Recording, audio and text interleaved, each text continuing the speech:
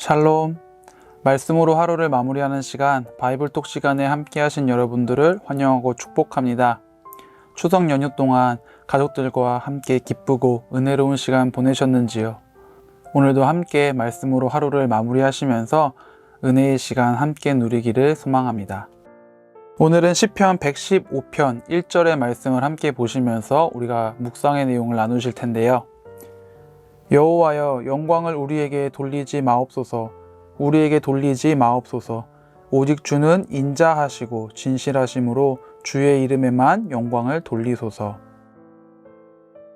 삶을 살아가다 보면 우리가 생각지도 못한 일들이 일어나거나 아니면 도저히 나의 능력으로는 이뤄낼 수 없는 일들이 이루어졌을 때 우리는 하나님께 감사하며 당신께 영광 올려드립니다 라는 표현을 하게 됩니다. 내 힘이나 내 능력으로가 아니라 하나님의 능력과 은혜로 이루어진 일이다 라는 그 생각이 들기 때문에 그런 일들에 있어서는 우리가 하나님께 영광 올려드린다라는 말을 하게 됩니다. 그런데 반면에 오래도록 수고하고 내가 노력해온 일들, 내가 준비해온 일들이 잘 되거나 아니면 이건 그닥 어렵지 않아서 충분히 내 힘으로도 할 수 있는 일이다 싶은 것들에 있어서는 그 일이 이루어졌을 때 우리는 하나님께 영광 올려드립니다 라는 표현을 그렇게 많이 하지는 않는 것 같습니다. 오히려 그동안 수고한 나 자신에게 그 영광을 돌리거나 그 영광이 나에게 왔으면 하는 마음을 가지게 되는 게 바로 사람인 것 같습니다. 여러분들은 하나님께 돌려드려야 할 그 영광을 자신에게, 나에게 돌려보신 적이 있으신가요? 우리는 매 순간, 매 시간 모든 결정과 모든 결과들을 하나님께 물어보지는 않습니다. 다만 돌이켜 생각해 봤을 때 우리가 간구하지 않은 아주 사소한 것들 하나까지도 하나님께서는 하나하나 책임져 주시고 계시다는 것을 우리는 알 수가 있습니다. 그 모든 영광을 여러분들은 하나님께 온전히 전부 다 올려드리고 계신가요? 그리고 그 모든 영광을 하나님께 올려드리실 수 있으신가요?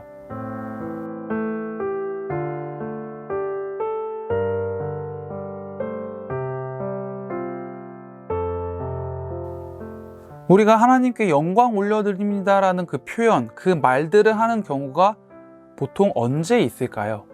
아마 예배 시간, 기도의 시간, 혹은 특별한 찬양의 시간, 이런 경우에 인도자나 설교자가 그런 이야기나 멘트를 했을 때 여러분들도 따라서 하나님께 영광 올려드립니다. 혹은 영광의 박수를 올려드립니다.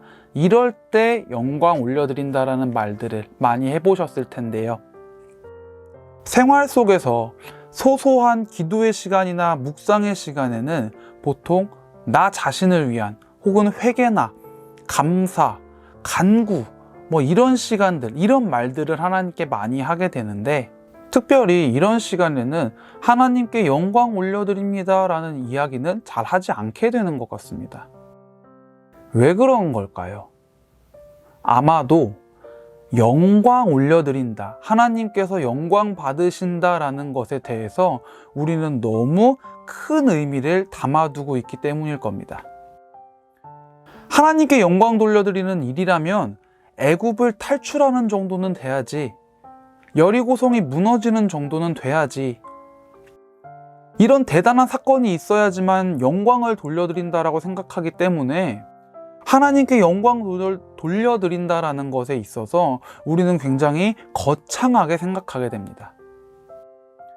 찬양의 시간, 예배의 시간에는 이 찬양과 예배를 통해서 하나님께 영광 올려드립니다라는 그 생각을 가지고 영광의 박수나 영광 받으소서 이렇게 외치게 됩니다. 여러분들은 하나님께 언제, 어떤 영광을 올려드리고 계신가요? 오늘 함께 보신 시편 본문에서 시편 기자의 고백은 이렇습니다. 주는 인자하시고 진실하심으로 주의 이름에만 영광을 돌리시라.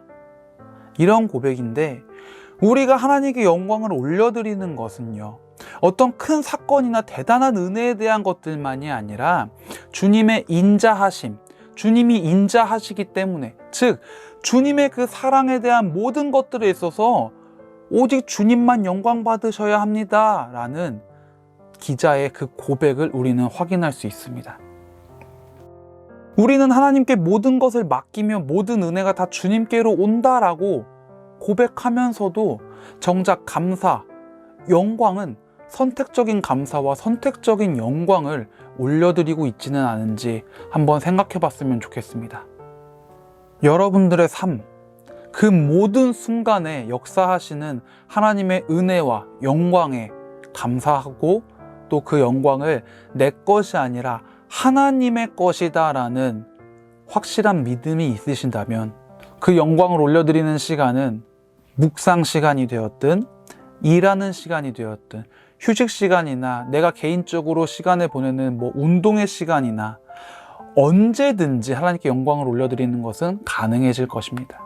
그리고 하나님께 영광 올려드리는 그 목록들 또한 아마 엄청나게 많아지게 될 것입니다. 삶 속에서 역사하시는 하나님의 영광을 언제든지 그분께 다시 돌려드릴 수 있는 그런 믿음의 소유자가, 그런 믿음의 그리스도인이 되어지시기를 주님의 이름으로 간절히 소망합니다.